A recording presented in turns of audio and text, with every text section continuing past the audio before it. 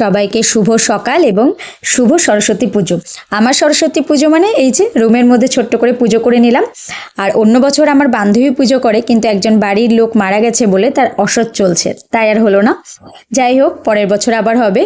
তো তারপরে রেডি হয়ে নিলাম, একদম সিম্পলের মধ্যে একটুখানি শাড়ি পরে সেজে নিলাম।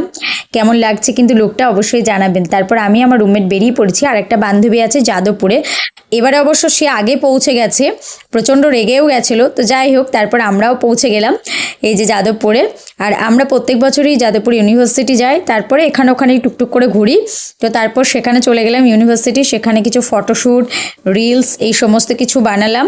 এই যে আমার আরেক ফ্রেন্ড অপর্ণা, আর ওই যে সামনে যে চুল ঠিক করতে করতে যাচ্ছে ও হচ্ছে আমার রুমমেট পার্বণী। তো যাই হোক, তারপর সবাই মিলে একটু আনন্দ করলাম, প্রসাদ টোসাদ খেলাম, পুজো টুজো দেখলাম, ব্যাস। তারপরে তো আমি বেরিয়ে গেলাম, ওরা চলে গেল আর একটু ঘুরবে, বাট আমার আর এনার্জি ছিল না, তাই আমি বেরিয়ে গেলাম। তার কারণ হচ্ছে কালকে আমার একটা বোনের বিয়ে আছে, সেজন্য কিছু গিফট ফিফট কেনার ছিল, সেজন্য চলে গেলাম, ব্যাস। তারপরে তো অনেকক্ষণ থেকে কিছু খাইও নি, তাই নিয়ে নিলাম একটা কম্বো চাউমিন আর চিলি চিকেন, খাওয়া দাওয়া করে বাড়ি চলে গেলাম। টাটা।